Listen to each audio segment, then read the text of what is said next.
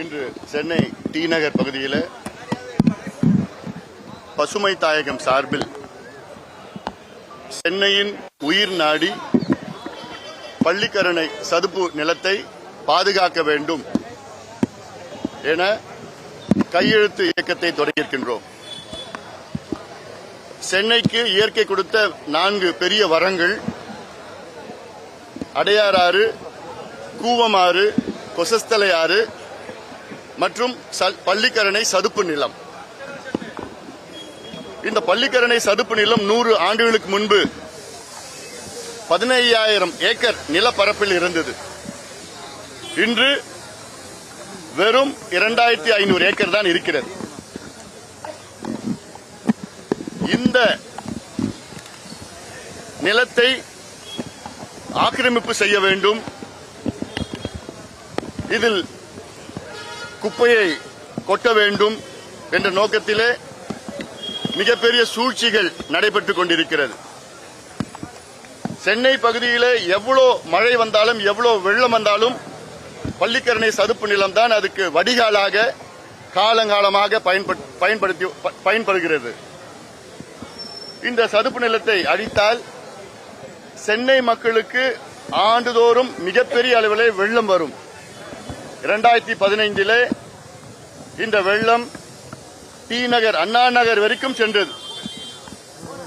இந்த சதுப்பு நிலத்தை அழித்தால் முழுமையாக சென்னை நகரம் வெள்ளத்தில் மூழ்கிவிடும்.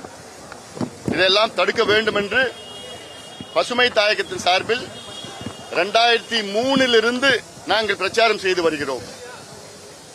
சமீபத்திலே பள்ளிக்கரணை சதுப்பு நிலம் ராம்சார் அங்கீகாரம் பெற்ற சதுப்பு நிலமாக அறிவிக்கப்பட்டிருக்கிறது. 1248 ஹெக்டேர், கிட்டத்தட்ட 2,700-3,000 ஏக்கர் அது பாதுகாக்க வேண்டும் என்று இந்தியா கையெழுத்து போட்டிருக்கிறது. அது மட்டுமல்ல, அந்த பள்ளிக்கரணை சதுப்பு நிலத்தில் வேடந்தாங்களை விட 4 மடங்கு அதிக பறவைகள் அங்கே வருகிறது. ஆண்டுதோறும் வலசை பறவைகள், பிளமிங்கோ, பெலிகான்ல இருந்து 140 வகையான பறவைகள் இருக்கின்ற பகுதி அது. 20 வகையான மீன்கள், 25 வகையான நம்முடைய தாவரங்கள், பிளான்ஸ், ஃப்ளோரா அண்ட் ஃபோனா, இதெல்லாம் நாம் பாதுகாக்க வேண்டும். அந்த சதுப்பு நிலம் வடிகால மட்டுமல்ல, நிலத்தடி நீரை அப்படியே உறிஞ்சி பாதுகாத்து சுத்தி இருக்கிற பகுதிகளுக்கு நிலத்தடி நீரை வழங்கிக் கொண்டிருக்கின்ற மிகப்பெரிய வரம் அது. இதை சமீபத்தில் சென்னையில் உள்ள கட்டுமான நிறுவனங்கள் ஒரு பொய் பிரச்சாரம் செய்து, இதில் ஏதோ 1 லட்சம் மக்களுக்கு பட்டா கிடைக்காது, மிடில் கிளாஸ் ஃபேமிலி, வீடு கட்ட முடியல, பிரச்சனை இருக்கும், இப்படியெல்லாம் பொய் பிரச்சாரங்கள் செய்து வருகிறார்கள். இதில் எதுவுமே உண்மை கிடையாது. சமீபத்தில் தென் பசுமை தீர்ப்பாயம் ஒரு தீர்ப்பை வழங்குகிறது. அந்த தீர்ப்பின்படி அந்த சதுப்பு நிலத்தில், பள்ளிக்கரணை சதுப்பு நிலத்தில் சுத்தி 1 கிலோமீட்டர் பஃபர் ஜோனை அமைக்க வேண்டும் என்று தீர்ப்பு. இதற்கெல்லாம் என்ன தீர்வு என்றால், இந்த சதுப்பு நிலத்தை வரையறை செய்ய வேண்டும், நோட்டிஃபை பண்ணணும். நோட்டிஃபை பண்ணணும்னா ஜிஐஎஸ் மேப்பிங் பண்ணணும், ஹைட்ராலஜி சம்பந்தமான, ஈகாலஜி சம்பந்தமான, பயோடைவர்சிட்டி சம்பந்தமான ஆய்வுகள்லாம் நடத்தி வரத்து காவா எங்க இருக்கு அதையெல்லாம் தூர்ந்து போகாமல் அதை பாதுகாக்கின்ற வகையில் அதை வரையறை செய்ய வேண்டும், நோட்டிஃபை பண்ணணும். பள்ளிக்கரணை சதுப்பு நிலம் சென்னை சுத்தி 250 சதுர கிலோமீட்டர்ல வடிகாலா பயன்படுது. சென்னை சுத்தி 65 ஏரிகள், குறிப்பாக செம்பரம்பாக்கம் ஏரி போன்ற ஏரிகளுக்கு வடிகாலாக பயன்படுகிறது. ஆக இது ஒரு மிகப்பெரிய ஒரு ஈகோ சிஸ்டம். அது இதை நம்ம பாதுகாக்கணும், இதை அழிக்கக்கூடாது.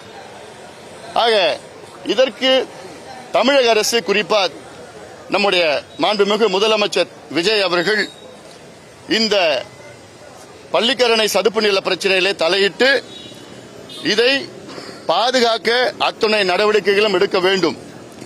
தமிழ்நாடு வெட்லேண்ட் அத்தாரிட்டி அமைச்சு 8 ஆண்டுகள் ஆகிறது.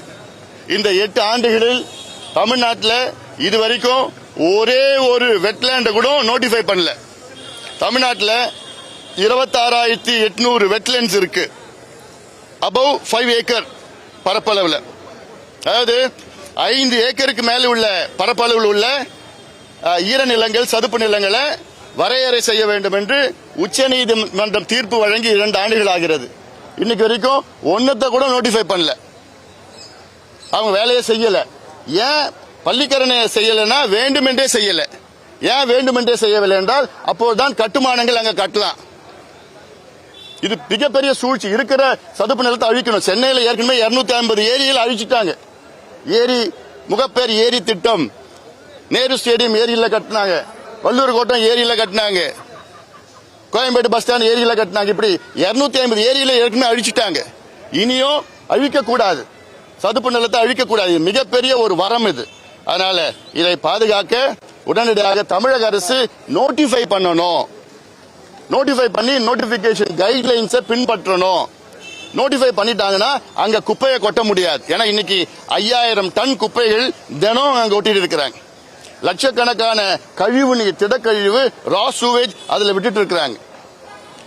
நோட்டிஃபை பண்ணிட்டாங்கன்னா இது எதுவுமே செய்ய முடியாது.